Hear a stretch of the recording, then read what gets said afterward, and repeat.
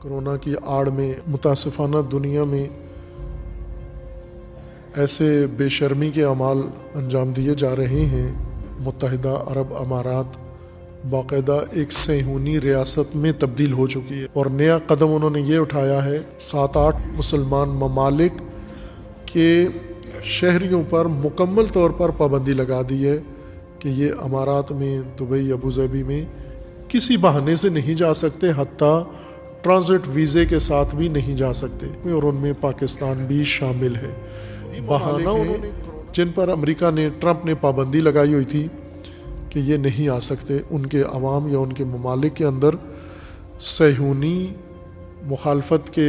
عناصر پائے جاتے ہیں۔ جن جن ملکوں میں اسرائیل مخالفت پائی جاتی ہے، ان ملکوں پر متحدہ عرب امارات نے ویزے پر مکمل پابندی لگا دی ہے۔ حتیٰ مسافری ویزا جو دبئی یا امارات میں اندر جانا نہیں ہوتا، ایئرپورٹ پہ ہی چند گھنٹے رکنا ہوتا ہے یا کسی ہوٹل میں رکنا ہوتا ہے، اس ویزے پر بھی پابندی لگا دی، اور پاکستان اس میں سر فہرست ہے۔ پہلے انہوں نے صفایا کر دیا تھا، وہاں سے تمام اسلامی مسلمان سارے نکال دیے، جو رہ گئے ہیں وہ ان کی مرضی کے مطابق ہے۔